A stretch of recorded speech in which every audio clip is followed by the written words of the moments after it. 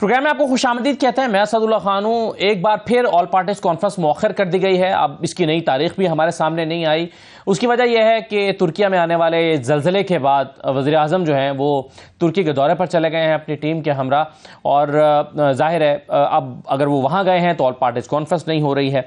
तो एक डिबेट पैदा हुई है कि इस मौके पर कि जब वहाँ पर एक तबाही आई हुई है और उनको जाहिर है पूरी दुनिया की तरफ से इमदाद की ज़रूरत तो है, लेकिन ख़ुद वज़ीर आज़म का जाना तुर्की के फ़ायदे में है या नुकसान में है? क्या इससे वहाँ के जो ऑफिशियल्स हैं वो इंगेज हो जाएंगे प्राइम मिनिस्टर के साथ? यानी इस दौरे का मकसद क्या है, इस पर एक डिबेट हो रही है। तो जाना चाहिए था, नहीं जाना चाहिए था, ये एक मामला है, इस पर हम बात करेंगे। और दूसरी तरफ इमरान खान ने जो जेल भरो तहरीक का ऐलान कर रखा है, आज उन्होंने गैर मुल्की मीडिया से बात करते हुए कहा है कि सबसे पहले मैं अपनी गिरफ्तारी पेश करूंगा। इससे पहले हमारे पास जो खबरें आई थी उससे पता चला था कि इमरान खान साहब जो हैं वो गिरफ्तारी अपनी आखिर में पेश करेंगे। जो हिकमत अमली बनाई गई है, पहले मरहले में जो मेन लीडरशिप है वो कर रही है मरकजी कायदीन, उसके बाद फिर जो बाकी लोग हैं, जो कारकुनान हैं हर सूबाई हल्के से, वो कर रहे हैं, और फिर वोटर्स और आम आवाम, और फिर इमरान खान साहब अपनी गिरफ्तारी पेश करेंगे। पहले प्लान शायद ये था, लेकिन इमरान खान साहब ने आज कहा कि मैं अपनी गिरफ्तारी पहले दूंगा। इसके क्या मुज़मरात होंगे, इसके क्या फ़ायदा या नुकसान होगा, इस पर हम बात करेंगे।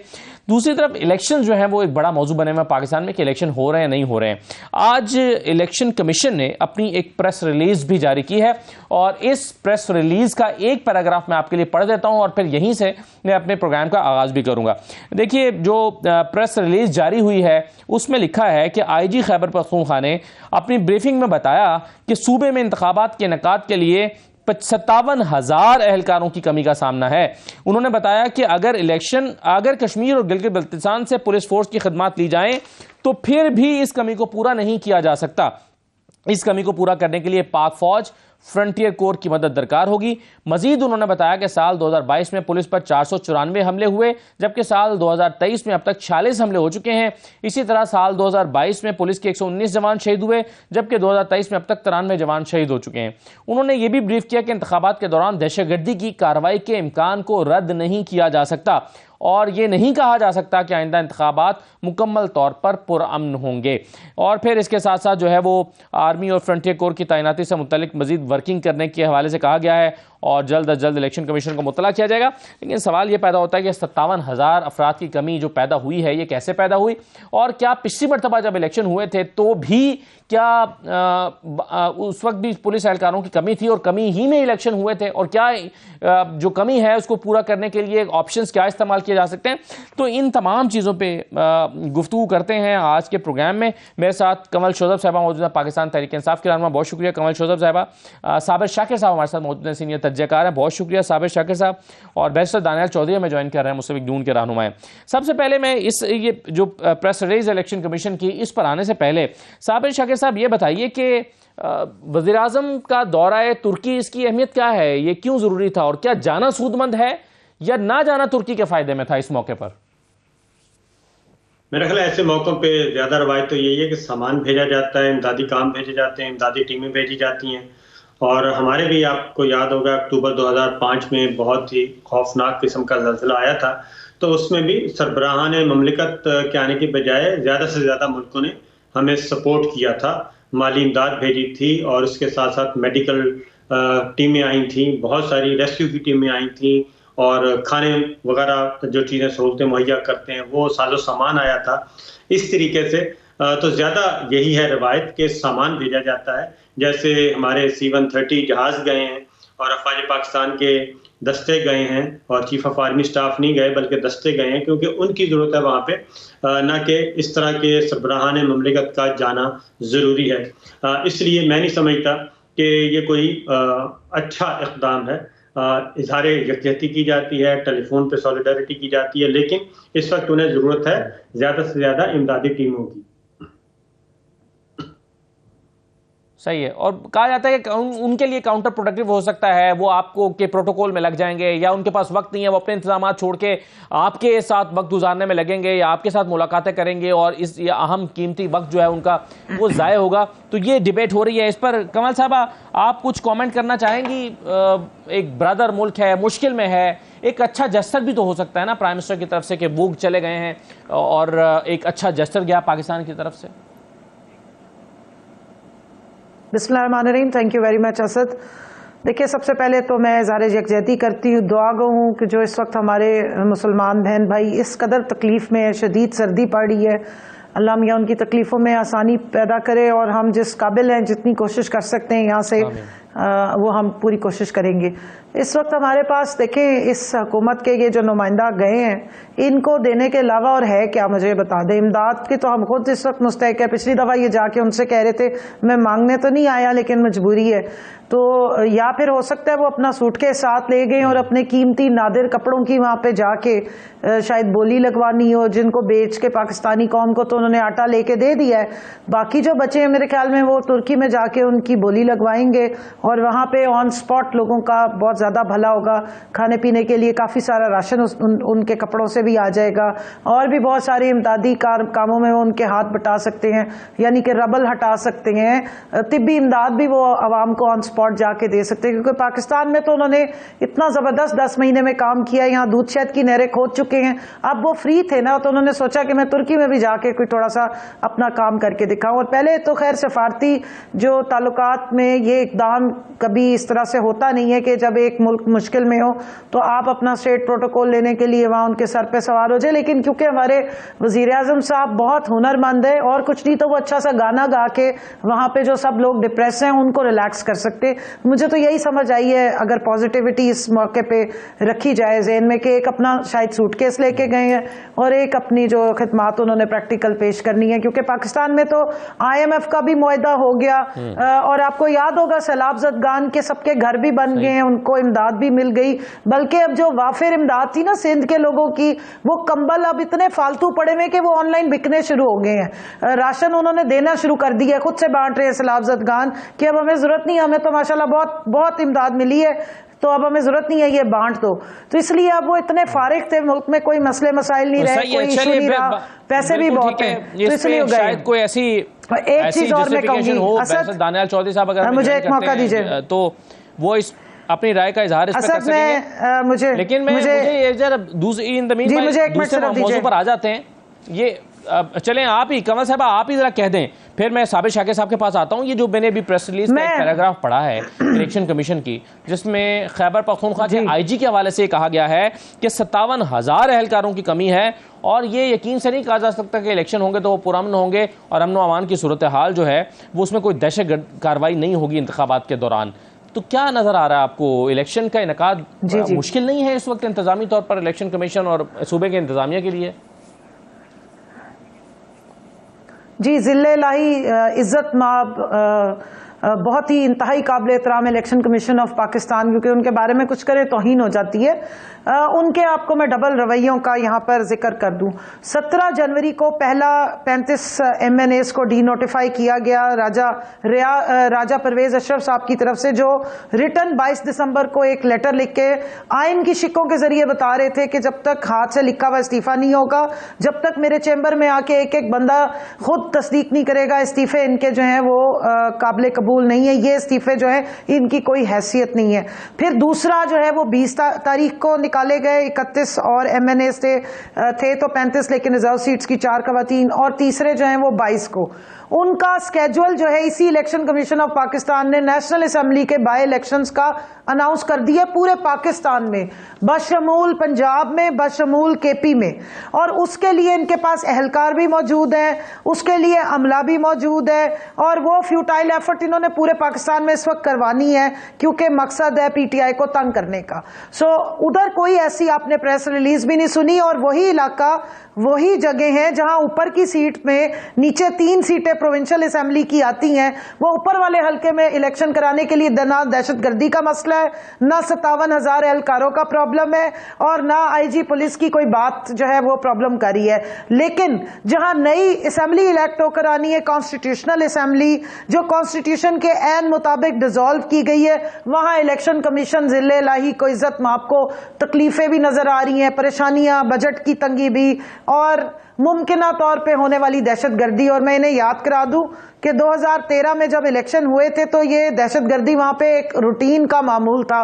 फिर 2018 में भी इलेक्शन हुए, लेकिन क्योंकि 2023 में इस वक्त पीडीएम की हुकूमत है और इलेक्शन कमीशन की तरजीहात में और उनकी जुबान में बहुत फर्क आ गया है। यही इलेक्शन कमीशन होता है, इसको सुप्रीम कोर्ट बुलाती है तो वो आगे से मुकर जाते हैं कि जी अभी नहीं हम करा सकते, और भी कई किस्म के इन्होंने अपॉलॉजीज रखी हुई है। तो इनका दोहरा मेयार यही है।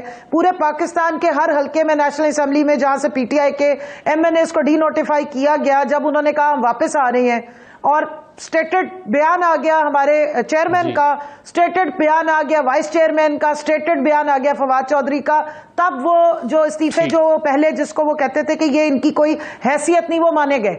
तो आप अंदाजा लगा लें कि ये कौन सी गेम्स और ट्रिक्स खेल रहे हैं। फिर इनको अगर कुछ कहें तो इनके पेट में भी दर्द हो जाती है और तौहीन भी हो जाती है। तो अब इनसे सवाल है कि अब जो नेशनल असेंबली के आप इलेक्शन करवाने जा रहे हैं 16 मार्च की तारीख देने का जो और उसके बाद मार्च के बाकी महीने में, उसमें कैसे करेंगे? जी ठीक है। अब साबिर शाकिर साहब, इसमें मसला ये है कि इलेक्शन की तारीख, आप खैबर पख्तूनख्वा की बात कीजिए मिसाल के तौर पे, तो इलेक्शन की तारीख गवर्नर साहब ने देनी थी, लेकिन गवर्नर ने खत लिख दिया इलेक्शन कमीशन को और इलेक्शन कमीशन से कहा कि आप इस पर गौर व फिक्र करें। अब इलेक्शन कमीशन ने यह जिम्मेदारी लगा दी है आईजी खैबर पख्तूनख्वा की और उनसे कहा है कि आप आर्मी और फ्रंटियर कोर की तैनाती से मुतल्लिक मजीद वर्किंग करें और जल्द इलेक्शन कमीशन को मुत्तला करें ताकि बर वक्त मुतल्लिका इदारों से रब्ता किया जा सके। तो अब अपनी जिम्मेदारी गवर्नर साहब ने डाली इलेक्शन कमीशन पर, इलेक्शन कमीशन ने जिम्मेदारी लगा दी है आईजी खैबर पख्तूनख्वा की। इलेक्शन की तारीख देनी किसने है? अच्छा, असल बात यह है कि इलेक्शन ना करवाने की असल में नीयत यह है कि इलेक्शन को डिले करवाया जाए किसी भी तरीके से, और डिले उस वक्त तक करवाया जाए जब तक कोई मामला सेट नहीं हो जाते, क्योंकि पसे पर्दा इनके डायलॉग चल रहे हैं और कोशिश की जा रही है कि ये जो पॉलिटिकल क्लब है एक, ये इस क्लब में सारे के सारे शरीक हो जाएं, इमरान खान साहब भी आ जाएं और एक ही एजेंडे पे सारे काम करें। वो इमरान खान साहब फिलहाल रेजिस्ट कर रहे हैं और वो इस क्लब को ज्वाइन करना नहीं चाहते, और इसलिए और जब अब तक जितने भी सर्वेज हुए हैं उस सर्वेज के मुताबिक, वो ऑफिशियल हैं, अनऑफिशियल सर्वेज हैं, वो डिप्लोमेट्स ने करवाए हैं, वो एनजीओ ने करवाए हैं, सब के सब उसमें जो पॉपुलैरिटी है वो इमरान खान की है और ज़िमनी इलेक्शन के नताइज भी यही बता रहे हैं। असल मसला ये है, अब चूँकि 14 जमाती इत्तेहाद है वो मुकाबला करने की पोजीशन में नहीं है और इलेक्शन चीफ इलेक्शन कमिश्नर साहब जो हैं ये उनके बहुत ही ज़्यादा ताबेदार हैं, सबॉर्डिनेशन का एक किरदार अदा कर रहे हैं, इसके अलावा कुछ नहीं, इंडिपेंडेंट नहीं है। फिर इनको ये भी पता है कि ये गैर आइनी काम कर रहे हैं और क्योंकि 90 दिन के अंदर अंदर इंतखाबात करवाना है। फिर इनको ये भी पता है कि अदालतों में मामला चैलेंज भी हो चुका है और ये मामला सुप्रीम कोर्ट तक भी जा सकता है और वहाँ पे किसके पास जवाब नहीं होगा, इलेक्शन कमीशन के पास जवाब नहीं होगा, क्योंकि गवर्नर साहिबान को तो कोर्ट जो है वो नहीं बुला सकती और उनको तो इस्तिस्ना हासिल होता है, लेकिन उनके जो उन्होंने अपने कंधे से उतारा है वो सारे का सारा इलेक्शन कमीशन की तरफ फेंक दिया। इलेक्शन कमीशन को हुक्म है कि उन्होंने इलेक्शन नहीं करवाना, वो अब आईजी को बुला रहे हैं, चीफ सेक्रेटरी को बुला रहे हैं। ये आज की भी जो बात आपको बताऊं कि आईजी मुअज़्ज़म जो आईजी खैबर पख्तूनख्वा ये पहले मीटिंग करके निकले और बाहर उन्होंने इनफॉर्मल गुफ्तगू कर दी। इनफॉर्मल गुफ्तगू में असद उन्होंने ये बताया कि हमने कहा है कि बिल्कुल हम तो तैयार हैं और आप इलेक्शन आपने करवाने हैं तो हम बंदोबस्त करेंगे, सिक्योरिटी का अरेंजमेंट करेंगे और इक्का दुक्का वाक़यात होते ही रहते हैं, वो हर साल हर इलेक्शन में हुए, तो ऐसी कोई बात नहीं है। ये जैसे ही खबर चली टीवी चैनल्स पे तो इनको फ़ोन करके वापस बुलाया गया, इनको फ़ोन करके वापस बुलाया, ये दोबारा गए और दोबारा इनसे कहा गया कि आपने ये बाहर जाके बात क्यों की है। उन्होंने कहा कि मैंने तो इनफॉर्मल गुफ्तगू की थी, उनको ज़रा थोड़ी सी झाड़ झपट की, फिर ये स्टेटमेंट आपका तैयार किया गया कि जी आईजी ने ये बातें की हैं। अब बात यह है कि जैसे आपने भी कहा कि ये इलेक्शन अगर ये 2002 में पूरे मुल्क में इलेक्शन हुए थे, अगर सिर्फ खैबर पख्तूनख्वा में 57,000 की नफरी कम थी तो इसका मतलब है बलूचिस्तान में भी कम थी, पंजाब में भी कम थी, सिंध में भी कम थी। और उस वक्त क्या नफरी इंडिया से आई थी, श्रीलंका से ली थी, चाइना से ली थी, ईरान से ली थी या अफगानिस्तान से आई थी नफरी? उस वक्त यही नफरी थी। 2002 के बाद 2008 के इलेक्शन हुए, बहुत ही टेंस माहौल था। मोहतरमा बेनज़ीर भुट्टो जो हैं वो शहीद हो चुकी थी। उसके बाद 2013 का इलेक्शन हुआ, उस वक्त भी टेंस माहौल था। और 2008 का इलेक्शन भी हमने खुद कैंपेन में मैं जाता था, 2002 की भी कैंपेन हमने की है, 2013 की भी की है। 2013 में भी टेंस माहौल था, ऑपरेशन चल रहे थे, ज़रब-ए-अज़ब, बरकुल फसाद। फिर 2018 का भी इलेक्शन हो गया। तो अब ये इलेक्शन कमीशन ऑफ पाकिस्तान सिर्फ ये जिम्मेदारियां एक दूसरे को शिफ्ट कर रहे हैं, क्योंकि कल को कोर्ट में जाना है तो इनके पास कोई जवाब नहीं होगा, इसलिए कह रहे हैं कि ये सिक्योरिटी का एक सही है, बिल्कुल सही है। पंजाब में तो मामला कोर्ट में गया हुआ है ऑलरेडी, 9 तारीख को उस पर समाअत भी है साबिर शाकिर साहब। लेकिन अभी खैबर पख्तूनख्वा में हादसा उमर साहब ने हालांकि कहा था कि वो खैबर पख्तूनख्वा में भी जाएंगे, लेकिन अभी तक वहां पर नहीं गए हैं। मैं दानियल चौधरी साहब के सामने, आप इजाज़त दीजिए तो मैं एक दो चीज़ें रख दूं। दानियल चौधरी साहब, ये पुलिस की कमी, नफरी की कमी, ये इसका मसला तो पाकिस्तान में हमेशा से दरपेश रहा है। अब इलेक्शन कमीशन को जो खैबर पख्तूनख्वा के IG ने रिपोर्ट दिया कि जी हमारे पास 57,000 पुलिस एहलकारों की कमी है इलेक्शन कराने के लिए, और ऐसी ही कमी कराची के बलदियाती इंतखाबात के लिए भी थी, जिसको बार बार जवाब बनाया जा रहा था इलेक्शन को डिले करने के लिए। फिर लेकिन जब इलेक्शन कमीशन ने कहा कि नहीं जी अब इलेक्शन कराएं, तो फिर इलेक्शन हुए। तो पिछली मरतबा पे शायद कमी के साथ ही इलेक्शन हुए थे, तो क्या ये कमी पहले पूरी की जाएगी फिर इलेक्शन होगी? 57,000 पुलिस एहलकार जो हैं वो कहीं से लाके पूरे होंगे, नफरी भर्ती होगी, ये क्या किया जाएगा कि फिर इलेक्शन का इनेकाद होगा? दानियल चौधरी साहब। बिस्मिल्लाहिर्रहमानिर्रहीम। देखिए जी, अगर नफरी पूरी है और पूरी हो सकती है और ऐसा है तो बेशक कराएं टाइम से, हमने तो नहीं रोका, हमारी गवर्नमेंट तो नहीं है भाई।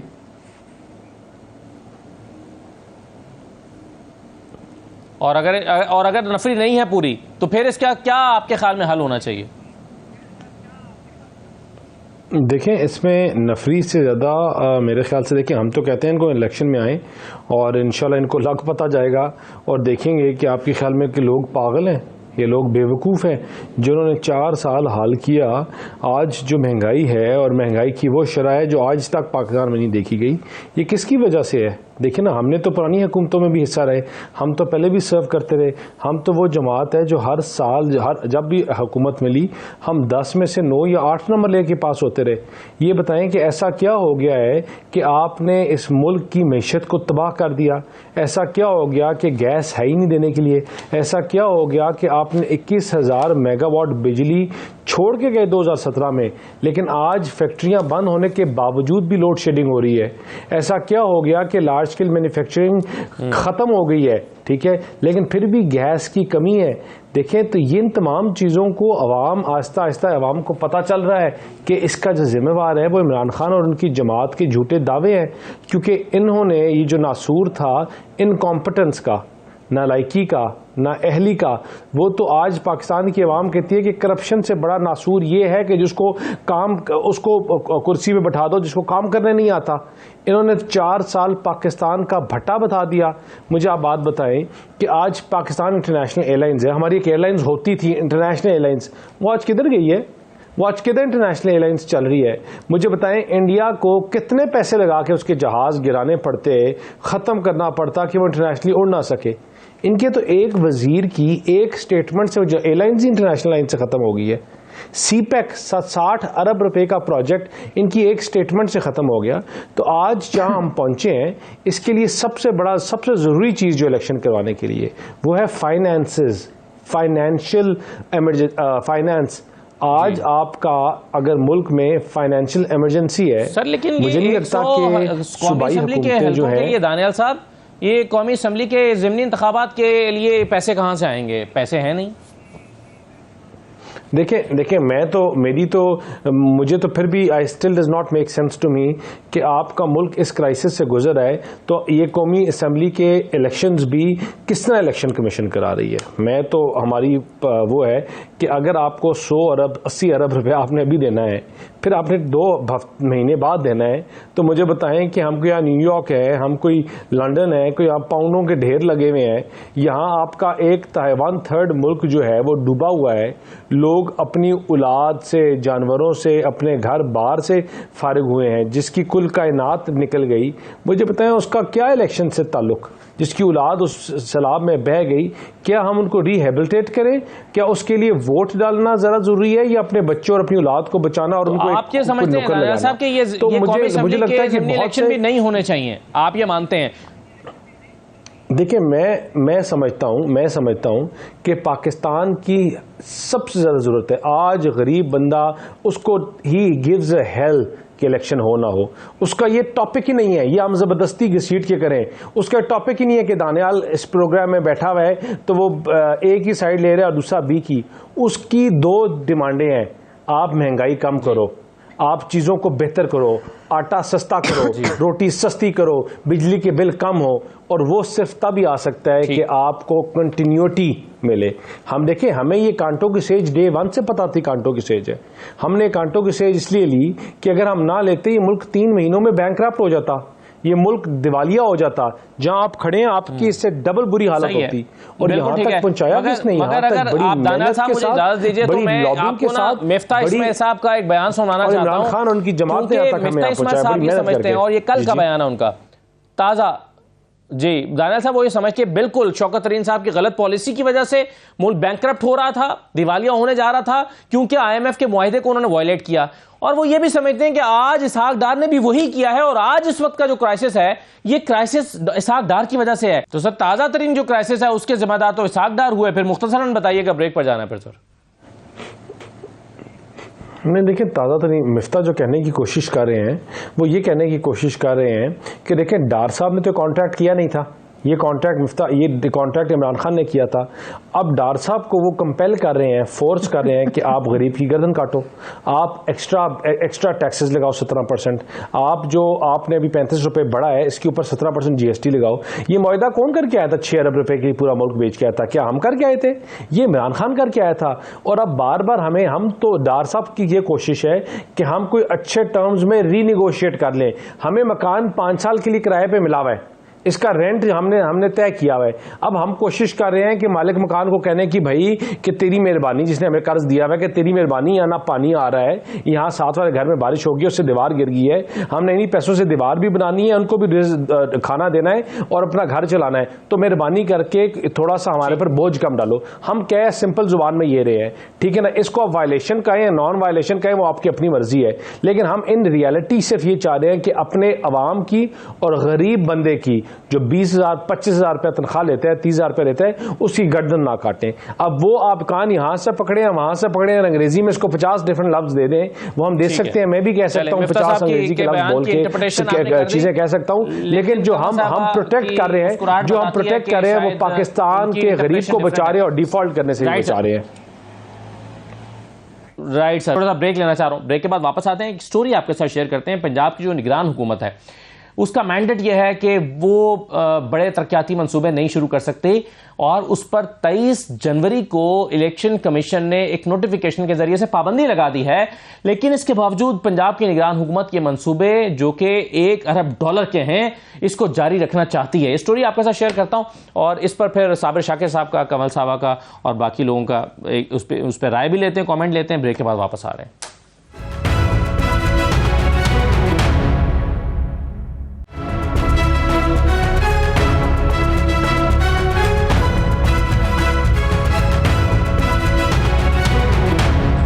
ब्रेक के बाद आपको दोबारा खुशामदीद कहते हैं। एक स्टोरी आपके साथ शेयर करने जा रहा हूं, और ये स्टोरी है पंजाब की निगरान हुकूमत के हवाले से। पंजाब की निगरान हुकूमत अपने मैंडेट के बरक्स $1 अरब मालियत के तरक्याती मंसूबे जारी रखने में दिलचस्पी रखती है और इसके लिए तगोदो कर रही है। जबकि इलेक्शन कमीशन ने 22 जनवरी को एक नोटिफिकेशन के जरिए पंजाब और खैबर पख्तूनख्वा में इंतखाबात होने तक तरक्याती स्कीमों के ऐलान और उस पर अमल दरामद पर पाबंदी आयद कर दी थी। पंजाब की जो वजारत लोकल गवर्नमेंट है उसने चीफ सेक्रेटरी को खत लिखा है, दरखास्त की है कि इलेक्शन कमीशन के साथ गैर मुल्की इमदाद के हामिल मंसूबों पर अमल दरामद पर आयद पाबंदी को हटाने का मामला उठाया जाए। जबकि इलेक्शन कमीशन ने इंतखाबात के नताइज का ऐलान होने तक पंजाब और खैबर पख्तूनख्वा में लोकल गवर्नमेंट इदारों के तरक्याती फंड्स को मुंजमद कर दिया था। और इलेक्शन कमीशन ने 22 जनवरी 2023 के एक नोटिफिकेशन में इन पाबंदियों की वजह मुनसिफाना इलेक्शन का इनेकाद और इलेक्शन लड़ने वाले तमाम उम्मीदवारों को मुसावी माहौल की फराहमी करार दिया था। ये मंसूबे कौन से हैं, जरा मैं ये मंसूबों की तफसील भी आपको बता देता हूं। ये जो है वो एशियन डेवलपमेंट बैंक के फंडेड जो है वो 3 मंसूबे हैं इसमें, और वर्ल्ड बैंक के जो फंड शुदा 2 मंसूबे हैं। वर्ल्ड बैंक का Punjab rural sustainable water supply और सैनिटेशन प्रोजेक्ट है, इसकी मालियत $55 करोड़ है। वर्ल्ड बैंक का पंजाब सिटीज प्रोग्राम है, इसकी मालियत $23.6 करोड़ है। एशियन डेवलपमेंट बैंक का एक Punjab intermediate cities improvement investment project है, इसकी मालियत $25 करोड़ है। एशियन डेवलपमेंट बैंक का प्रोजेक्ट रेडीनेस फाइनेंसिंग है, यह मालियत $1.63 है। और इसी तरह एशियन डेवलपमेंट बैंक का एक हेरिटेज अर्बन रीजनरेशन प्रोजेक्ट है, इसकी मालियत $2.20 है। और ये पंजाब के मुख्तलिफ शहरों में, जिसकी तफसील आप इस वक्त स्क्रीन पर देख रहे हैं, इन तमाम शहरों में ये मंसूबे लगाए जाने थे। अब ये नोटिफिकेशन देख लीजिए, इलेक्शन कमीशन का नोटिफिकेशन है जो 23 जनवरी 2022 को जारी हुआ। इस इलेक्शन कमीशन में साफ तौर पर लिखा गया है कि the election commission of Pakistan to ensure transparent election and to prove a level playing field for all contesting candidates and political parties hereby direct the caretaker government of Punjab and Khyber Pakhtunkhwa. और इसकी जो paragraph ई है उसमें लिखा है कि more over the provincial government and local government of Punjab and Khyber Pakhtunkhwa shall not issue tenders of such schemes till culmination of general election of both assemblies. ये जी इस वक्त एक सूरत हाल है पंजाब में। इस कमल चौधरी साहबा जरा कमेंट कर दीजिएगा, क्योंकि फवाद चौधरी साहब ट्वीट्स कर रहे हैं, मैं आगे जाके वो दिखाता हूं। वो बड़े शकूक और शुबहात का इजहार पाकिस्तान तहरीक इंसाफ की तरफ से हो रहा है और करप्शन के इल्जाम पहले ही से लगाने शुरू कर दिए गए हैं। ये क्यों इल्जाम लगाए जा रहे हैं पंजाब हुकूमत पर? असद, मैं 3 पॉइंट्स रखूंगी। पहले तो जो आपने इलेक्शन कमीशन पे बात की थी, मैं आखिरी पॉइंट उस पर ज़रा ये दे दूं कि इलेक्शन कमीशन ऑफ पाकिस्तान का ये मैंडेट नहीं है और ना ही गवर्नर केपी का या पंजाब का ये मैंडेट है। ये मैंडेट है कि जिस वक्त एक कॉन्स्टिट्यूशनल तरीके से असम्बली को डिसॉल्व किया जाता है तो ये मसवदा है जिसको कहते हैं आईने पाकिस्तान, ये इन्वोक होता है और इसके मुताबिक 90 दिन में आपने इलेक्शंस करवाने होते हैं। ये नहीं होता है कि आपने शटलकॉक फेंकी गवर्नर के पास, इवन गवर्नर को सिर्फ अनाउंस करना होता है। ये आइन जो है ना वो उस वक्त हरकत में आ जाता है और इसलिए हम बता रहे हैं कि अगर 90 दिन में आप कोई भी बहाना बना के किसी भी अपने गुलाम तर्जमान को आगे करके अगर इलेक्शन नहीं कराएंगे तो आप आइन शिकन कहलाएंगे और आर्टिकल 6 उसके बाद इन्वोक हो जाता है ऑटोमेटिकली। और ये आप किसी भी बड़े कानूनदान जो सियासी बाइंडिंग और प्रेशर का शिकार ना हो तो उसको झूठ ना बोलना पड़े, उससे आप समझ सकते हैं। अब दूसरी बात, दानियाल साहब ने बड़ी अच्छी अच्छी बातें की। सिर्फ एक जुमला कहूंगी कि इनको याद कराना था कि हुकूमत में इस वक्त आप बैठे हुए हैं। आपको शायद याद नहीं रहा है कि इमरान खान हुकूमत नहीं कर रहे, आपके जो मोहतरम शहबाज शरीफ साहब है वो हुकूमत में बैठे हुए हैं और ये कह के हुकूमत गिरा के आए थे कि जी हम तो महंगाई खत्म करने आए हैं। आपकी हुकूमत ने पाकिस्तान इकोनॉमिक सर्वे पेश किया जिसमें उन्होंने माना कि 6.1 की ग्रोथ रेट से आप -0.2 पे ले गए हैं। IMF का जो आखिरी दफा मुआहिदा हुआ है वो मिफ्ता इस्माइल आपके मुंह से सच निकल गया था, ने किया था जुलाई में। इमरान खान का मुआहिदा खत्म हो चुका है। मिफ्ता इस्माइल के मुआहदे को जाके इसाक डार साहब ने डट के कहा कि मैं देख लूंगा IMF को। अब वो घुटनों तक जो है वो जुड़े हुए हैं, उनके आगे झुके हुए हैं और कोनियों तक उनसे माफिया मांग रहे हैं, लेकिन उनसे संभल नहीं रहा है। और बीबी इनकी जो आई हैं वीडियोस वाली, वो वीडियोस के साथ ना महंगाई कंट्रोल कर पा रही है ना IMF को ब्लैकमेल कर पा रही हैं। तो इसलिए अब इनके नाक से चने निकल रहे हैं। और ये सारी जो इन्होंने 8 में से 10 आपने कहा नंबर आप लेकर आते, नहीं जी, आपने 2 नंबर कम कर दिए। आप 10 में से 10 नंबर लेकर आते हैं क्योंकि आप नोट और बूट की मदद से आते हैं। जिस दिन वोट की मदद से आएंगे तो 0 नंबर पे खड़े हैं। पाकिस्तान का हर सर्वे बता रहा है कि आप लोग इस वक्त 0 पे खड़े हैं। अब आपने जो बात की, देखें ये जो आई हैं केयर टेकर गवर्नमेंट्स या जो लाई गई हैं केयर टेकर गवर्नमेंट्स, ये अगर बगल बच्चे और बलूंगड़ों को लाके बिठाया जाए और उनको ये कानों में सूर फूंके जाएंगे भाई इलेक्शन तो हम नहीं होने देंगे, पूरी कोशिश करके इलेक्शन की डेट्स को हम आगे ले जाएंगे, इलेक्शन कमीशन 7 वारदात में शामिल है और डायरेक्शन सारी इनकी है और जिस डंडे के जोर पे ये सारे शेर हुए हुए हैं, इनको याद नहीं है कि वो जिस वक्त रिवर्स पढ़ना शुरू हो जाए फिर चीखें भी बहुत जोर की आती हैं। सो ये उस बुनियाद पर इस तरीके से इस वक्त हुकूमतें करने की कोशिश की जा रही है दोनों साइड्स पे। प्रोविंशियल जो केयर टेकर्स आई हैं और जो असली मैंडेट है उनका इलेक्शन कराने का, उससे वो हट गए हैं। वो कोशिश ये कर रहे हैं कि प्री पोल रिगिंग की जाए, अवाम को डाइग्रेस किया जाए।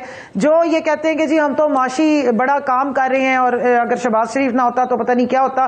कल का वाकया असद आपने भी कवर किया होगा, G10 में इन्होंने रेडी बान, एहसास रेडी बान के साथ जो सलूक किया है और गरीबों को जो वहां पे बर्बाद किया है। एहसास जो स्कॉलरशिप प्रोग्राम था वो खत्म किया है। आप क्या दे रहे हैं?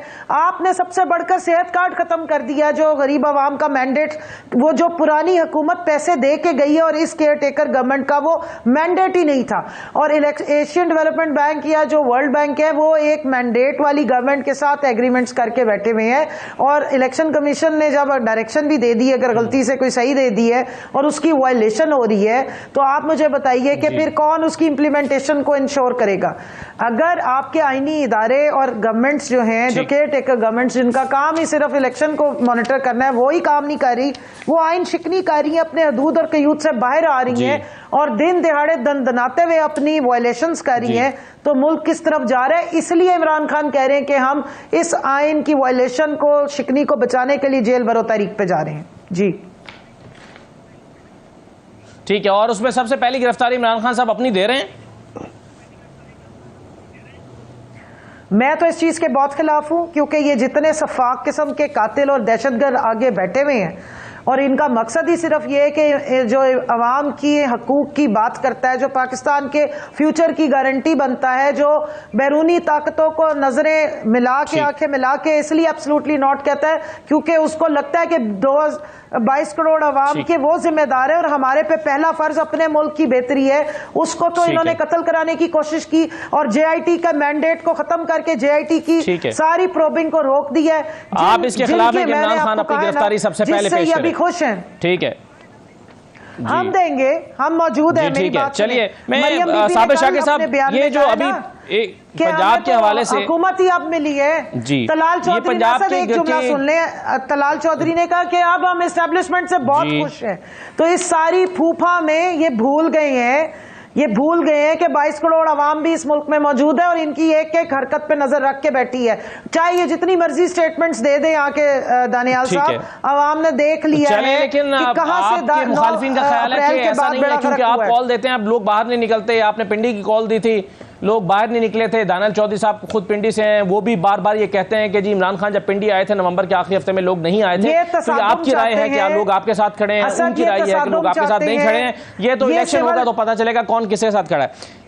लेकिन जी ठीक है, साबिर शाकिर साहब, मुझे ये बताइए सर कि एक तो अभी मैंने पंजाब के उस जीते नहीं के हवाले से सेक्रेटरी को लिखा गया, जी ठीक है, जुलाई में हुए थे, बिल्कुल सही है, जुलाई में हुए, फिर अक्टूबर में हुए। लेकिन मुझे ये बताइए सर कि जो मैंने इलेक्शन कमीशन का एक नोटिफिकेशन जो 22 जनवरी को जारी हुआ था, उसका एक और पॉइंट मैं आपके साथ साबिर शाकिर साहब शेयर करता हूं, जिस आखिरी नुक्ते में ये कहा गया है कि द चीफ मिनिस्टर और अ मिनिस्टर और any member of the caretaker government shall within 3 days from date of assumption of office submit to the commission a statement of assets and liabilities, including assets and liabilities of his house and dependent children as on the proceeding 30th day of June on the form B। वो अपनी 3 दिन के अंदर अपने असासे जाहिर कर लेगा। फवाद चौधरी साहब की ट्वीट देख लीजिए, वो कहते हैं कि एक तरफ मोहसिन नकवी साहब के सारे दोस्त और रिश्तेदार पंजाब में वजीर और सरकारी ओहदों पर लगा दिए गए हैं, दूसरी तरफ अभी तक वज़ीर आला और काबीना ने अपने असासे जाहिर नहीं किए। करप्शन का बाजार पंजाब में गर्म है, इन हालात में वज़ीर आला और काबीना फौरी असासे पब्लिक करें। अपनी एक और ट्वीट में फवाद चौधरी कहते हैं कि निगरान हुकूमतों के वज़राए आला और वज़रा ने अपने असासे अभी तक डिक्लेयर नहीं किए, आइंदा 24 घंटों में असासे डिक्लेयर नहीं किए जाते तो अदालत से रजू करूँगा। ये पंजाब की हुकूमत से जो शिकवे हैं पाकिस्तान तहरीक इंसाफ को, साबिर शाकिर साहब, वो जायज़ हैं कानूनी तौर पर? आपको क्या लगता है? देखिए, ये आइन की रिक्वायरमेंट्स हैं, ये किसी एक जमात की रिक्वायरमेंट नहीं है। केयर टेकर सेटअप जो है वो बिल्कुल अबूरी तौर पे आता है और उनका सिर्फ एक ही काम है कि डे टू डे अफेयर्स चलाने हैं और इलेक्शंस करवाने हैं। पहला और आखिरी उनका फ़र्ज जो है वो इलेक्शन का इनकाद है। तो इस वक्त election commission of Pakistan election के इनकाद के अलावा बाकी सारे काम कर रहा है और इलेक्शन के इंतजाम करने चाहिए। इलेक्शन के इंतजाम वो नहीं कर रहा। वो कभी IG साहब को बुला लेते हैं, कभी चीफ सेक्रेटरी को बुलाते हैं, कभी गवर्नर साहिबान को ख़त लिख देते हैं। ये आपस में इनकी मैच फिक्स चल रहा है और लग ऐसे ही रहा है और जो कि इनका ग्रेटर प्लान यही है कि इलेक्शन को अवॉइड करना है किसी भी तरीके से। और चूँकि जो निगरान सेटअप के लोग हैं वो भी बोलते रहते हैं, फेडरल गवर्नमेंट के वज़रा भी बोलते रहते हैं और वो भी क्यों देते रहते हैं कि उनका माइंडसेट क्या है। कभी ये कहते हैं कि लेवल प्लेइंग फील्ड हो, कभी कहते हैं कि एक साथ इलेक्शन होना चाहिए, कभी कहते हैं ये सिक्योरिटी का इशू है।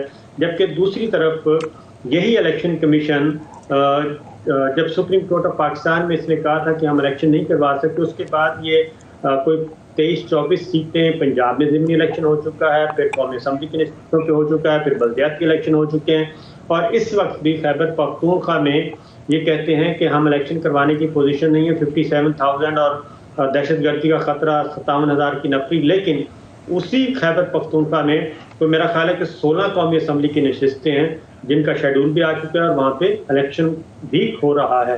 तो अगर ये खैबर पख्तूनख्वा में तो चले इन्होंने जवाब बना लिया इसका, तो पंजाब में किस चीज़ का जवाब बनाएंगे? पंजाब में तो ऐसा कोई इशू नहीं है, लेकिन पंजाब में भी इलेक्शन नहीं करवा रहे। फिर दोनों गवर्नर साहिबान आपस में मिल रहे हैं और एक खैबर पख्तूनख्वा गवर्नर खैबर पख्तूनख्वा से एक लेटर आता है इलेक्शन कमीशन को, दूसरा गवर्नर पंजाब से लेटर आता है, लेकिन दोनों की वर्डिंग एक है, दोनों का ड्राफ्ट एक है, दोनों ने लॉजिक एक इस्तेमाल किया हुआ है। और फिर गवर्नर खैबर पख्तूनख्वा उठते हैं, पंजाब में आते हैं, गवर्नर साहब से मुलाकात करते हैं, उनको क्यों देते हैं, फिर वजीर आला से मुलाकात करते हैं। ये सारे जो काम हो रहे हैं ये सिर्फ और सिर्फ इलेक्शन को अवॉइड करने से हो रहे हैं। और ये मामला चूंकि अदालतों में पहुंचने वाला है, एक का पहुंच गया, दूसरे का भी पहुंचेगा और अल्टीमेटली ये अपना जो पार्लिमान है और ये केयर टेकर सेटअप है और ये इलेक्शन कमीशन ऑफ पाकिस्तान है, ये अपनी स्पेस ख़त्म कर रहे हैं। क्योंकि सुप्रीम कोर्ट ऑफ पाकिस्तान फिर इनको मजीद जजमेंट जो पास करेगी, हाई कोर्ट या सुप्रीम कोर्ट, वो इनको मजीद बाउंड कर देगी और आने वाले जो केयर टेकर सेटअप है या इलेक्शन कमीशन ऑफ पाकिस्तान है वो भी शायद इस तरीके से खुल खेल ना सकें। तो इसी तरीके से पोस्टिंग ट्रांसफ़र, ये बजट से ज़्यादा तो इम्पोर्टेंट होता है पोस्टिंग ट्रांसफ़र। और वो जिसको अब ये इसको छोड़ देंगे, कौन सीएम थे, पिछली गवर्नमेंट जो है वो कुछ अजला बना के गई, उन अजला में आप DCOs और DPOs तैनात नहीं कर रहे, नोटिफिकेशन हुआ है लेकिन उसको आगे इम्प्लीमेंट नहीं कर रहे। तो ये सारे काम चल रहे हैं, इससे ये खुद ही मेरा ख्याल एक्सपोज हो रहे हैं, खासतौर पे इलेक्शन कमीशन ऑफ पाकिस्तान। जी बिल्कुल सही है सर। मैं एक छोटा सा ब्रेक लेता हूं। दानियाल चौधरी साहब, आपके साथ मैं एक स्टोरी शेयर करना चाहता हूं ब्लूमबर्ग की, जिसके मुताबिक पाकिस्तान से रोज़ाना $50 लाख रोज़ाना अफगानिस्तान स्मगल हो रहे हैं और पाकिस्तान की मुआशी मुश्किलात की सबसे बड़ी वजह यह है। एक ब्रेक लेते हैं, दानियाल चौधरी साहब का कमेंट लेंगे, इस पर ब्रेक के बाद वापस आते हैं।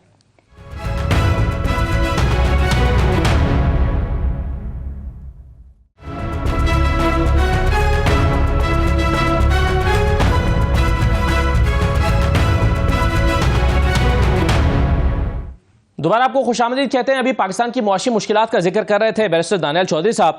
दानियाल साहब, अगरचे पाकिस्तान तहरीक इंसाफ पर ही तमाम जिम्मेदारी आयद की जाती है PMLN की तरफ से, मौजूदा हुकूमत की तरफ से, कि इन्होंने जो है वो ऐसी मुआशी सूरत पैदा कर दी कि पाकिस्तान डिफ़ॉल्ट करने के धाने पर था।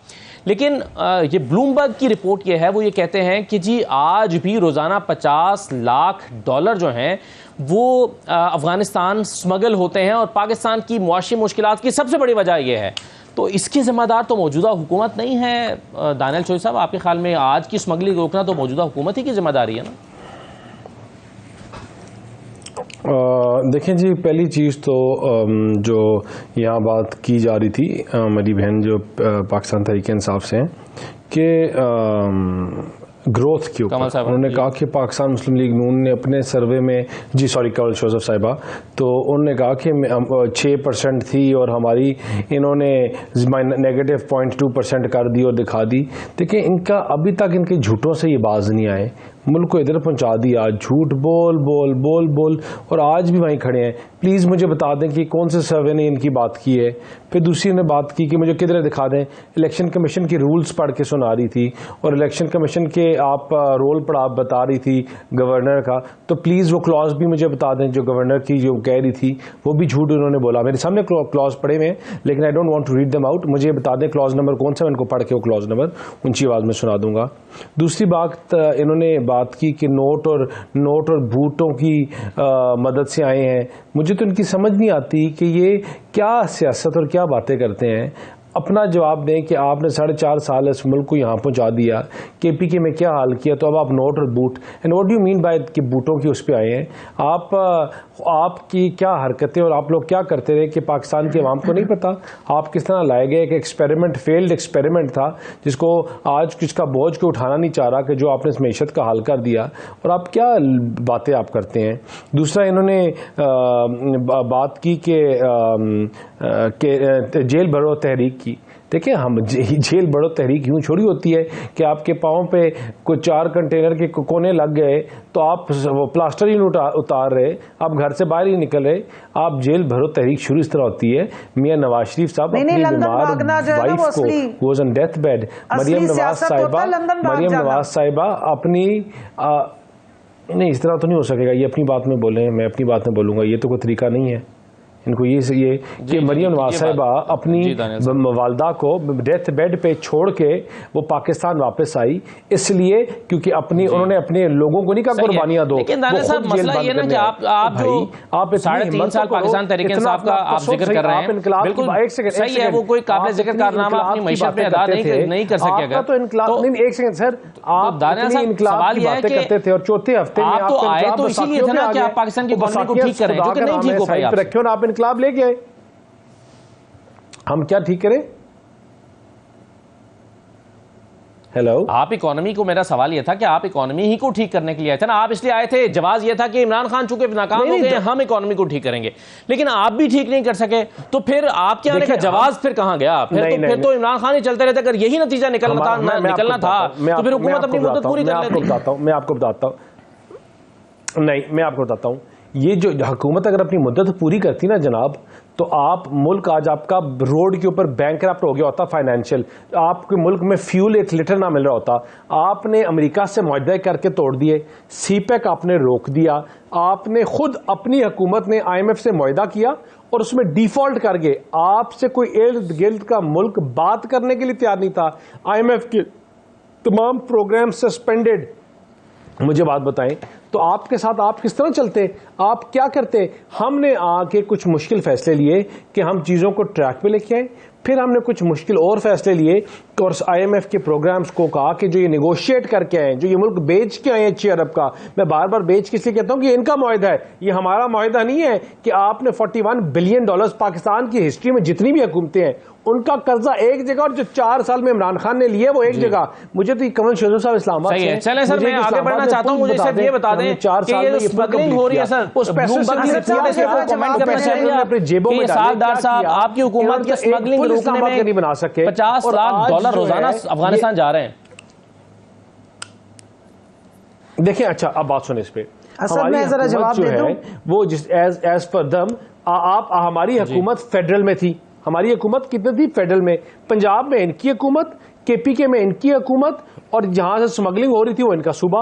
अब मुझे बात बताएं कि आपका ये किसका प्रोविंशियल ऑटोनॉमी की बात, किसका बॉर्डर्स की सिक्योरिटी और आपके सूबों का इंटरनल सिक्योरिटी और चीजें मामलात लुक आफ्टर करना किसका मामला था?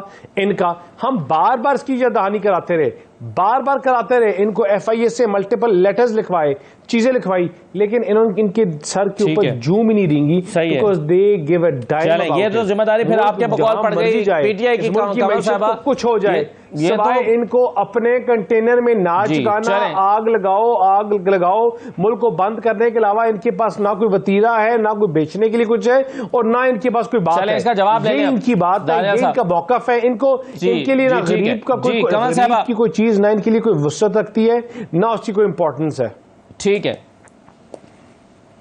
जी, कमल शोधक। देखिए असद, ये जितने भी हालात बयान कर रहे हैं ना, सिर्फ उसके ऊपर मुंह शहबाज शरीफ का नहीं लगा रहे, बाकी सब इनका क्रिएटेड है। OIC 2.5 महीने में पाकिस्तान में 40 साल बाद 2 हुई, तो वो इमरान खान के आखिरी टाइम पे हुई हैं। और बूट और नोट से मेरी मुराद कमर जावेद बाजवा साहब है, जिनके साथ आपकी सारी लीडरशिप ने जाके डीले की। जिसमें आपके मलिक अहमद साहब शामिल थे, आपकी मोहतरमा मरियम नवाज साहिबा शामिल थी, और वो जो भगोड़े साहब बैठे हैं जो बहुत बड़े चे गुरीरा हैं, जो अपनी यहाँ से झूठ बोल के अपनी प्लेटलेट्स का बहाना बना के लंदन भाग गए, वो बहुत बड़े रेवोल्यूशनिस्ट हैं और अभी भी वापस नहीं आ रहे, फरमाइशों पे फरमाइशें भेज रहे हैं, इमरान खान को बंद करो, नहीं उसके हाथ पांव भी बांध दो, सारी इनकी लीडरशिप को साइड पे कर दो, मेरे लिए पूरा ग्राउंड खाली करो, तब भी आने से पहले उनको डर लगता है, क्योंकि जो स्टफ टॉय का शेर होता है ना, वो स्टफ टॉय का ही शेर रहता है, वो धाड़ नहीं सकता, वो ऐसे ही घबराया हुआ रहता है। और जहां तक आपने देखे ये बातें करें, पेट्रोल की कीमत 149 से आज 250 से भी ऊपर ले गए हैं। उस वक्त इंटरनेशनल मार्केट में ऑयल की प्राइसेस ऊपर थी, हमने तब रोकी, आज नीचे इन्होंने फिर ऊपर की हुई है 35 रुपए। हाँ, लेकिन वो आपने IMF के मुआहदे की खिलाफ वर्जी भी तो की ना, आपने सब्सिडी दी, मुआहदा किया था सब्सिडी नहीं देंगे, फिर मुआहदे की खिलाफ वर्जी की, उसके भी तो रिपरकशन। मेरी बात सुन लीजिए, मेरी बात सुन ले, आपकी टैक्स कलेक्शन थी, आपने बैरूनी रेमिटेंसेस आ रहे थे, रोशन डिजिटल अकाउंट में पैसा आ रहा था, इन्वेस्टमेंट थी, एक्सपोर्ट्स बढ़ रही थी आपकी, इन्होंने तो कारखाने लंगर खाने सब बंद कर दिया, टेक्सटाइल सेक्टर में 80 लाख बंदा बेरोजगार हो गया। 92 न्यूज की खबर, ब्रेकिंग न्यूज थी, असद आज तक याद है, निकाल के देख लें आप, 2 लाख शॉर्टेज थी आपके जो ट्रेंड इसकी वर्कर की, स्किल्ड लेबर की 2 लाख की शॉर्टेज थी फैसलाबाद की, जब इंडस्ट्री रिवाइव हुई है और कोरोना के दिनों में हुई है। 92 ने सबसे पहले वो न्यूज ब्रेक की थी, अभी निकाल लें। आज 80 लाख बंदा बेरोजगार बैठा हुआ है, ये क्या देंगे लोगों को? हर चीज इन्होंने यहाँ बंद कर दी है।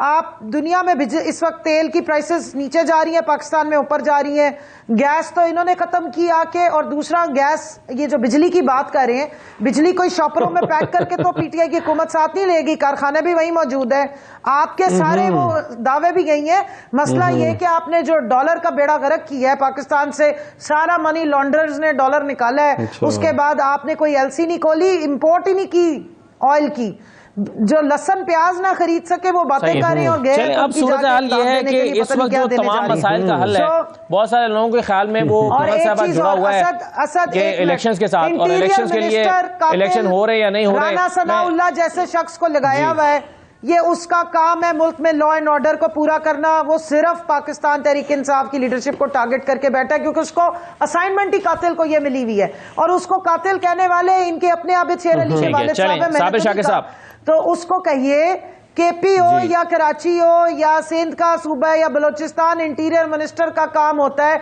वो सारी जगहों को देखता है। और वही बाजवा साहब जिन्होंने आपको इतना बड़ा रिलीफ दे के असेंबली में लैंड करवाया, आज उनके खिलाफ इन्होंने तबर्रे पढ़ने शुरू कर दिए। सही है, लेकिन मसला ये है, वो ये कहती है कि जी हमें तो हुकूमत शुरू किए हुए 2.5 महीने 1.5 महीना 2 महीने हुए हैं, वो कहते हैं कि जी भाजपा साहब की सपोर्ट तो इमरान खान के साथ रही है, इसलिए हमारी हुकूमत को तो 2 ही महीने हुए हैं, तो ये एक आर्गुमेंट तो ये भी आता है। बहरहाल साबिर शाह के साथ हमारी हुकूमत खराब थी असद जी, साबिर शाह के साथ हुकूमत खराब थी तो चलने देते, आवाम फैसला कर लेती, इन्होंने तो मुल्क को बाकायदा डिफॉल्ट करा दिया। ठीक है, चले सही है। साबिर शाह के साथ हर तरफ आजकल एक ही सवाल पूछा जाता है, जिधर को चले जाएं, जहां जाएं, एक ही सवाल कि इलेक्शन होते नजर आ रहे हैं। साबिर शाह के साथ मेरा सवाल आपसे यही है कि इलेक्शन होते नजर आ रहे हैं, अब कोशिश पूरी की जा रही है। बैरिस्टर दानियाल बैठे हैं, आज ये अपना मुकदमा जीतने के लिए नहीं लड़ रहे, बल्कि तारीख लेने के लिए लड़ रहे हैं कि अगली तारीख मिल जाए और आज के प्रोग्राम के बाद किसी अगले प्रोग्राम में डिस्कशन हो।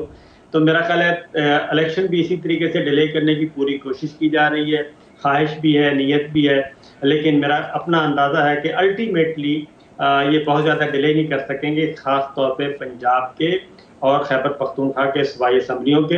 ये मामला सुप्रीम कोर्ट में जाएगा, सुप्रीम कोर्ट इस पे ऑर्डर पास करेगी, क्योंकि इसमें बहुत कम गुंजाइश है, इल्ला ये कि बहुत बड़ा कोई इशू खड़ा कर दिया जाए। लेकिन दर पर्दा जो बातें हो रही हैं वो खबर ये है कि दर पर्दा बातचीत चल रही है कि किसी भी तरीके से हम तमाम इलेक्शन जो है वो एक ही दिन करवा लें और कोई इलेक्शन डेट आपस में तय कर लें, और वो इलेक्शन डेट कब की होगी इसके बारे में अभी कुछ पता नहीं है और इंतज़ार किया जा रहा है। हमारे आर्मी चीफ वापस आएंगे 9 तारीख को, फिर ये जो APC आपकी खास तौर पे पहले 7 को डिले हुई, फिर 9 को भी मनसूख हो गई, फिर आगे भी, ये असल में इसके पीछे कुछ ना कुछ वजूहात हैं जो कि चल रही हैं, लेकिन अभी तक डेडलॉक। ठीक है, बहुत शुक्रिया साबिर शाकिर साहब, साहबा, बैरिस्टर दानियाल चौधरी साहब, प्रोग्राम में शिरकत करने का शुक्रिया। इजाज़त दीजिए, अल्लाह हाफ़िज़।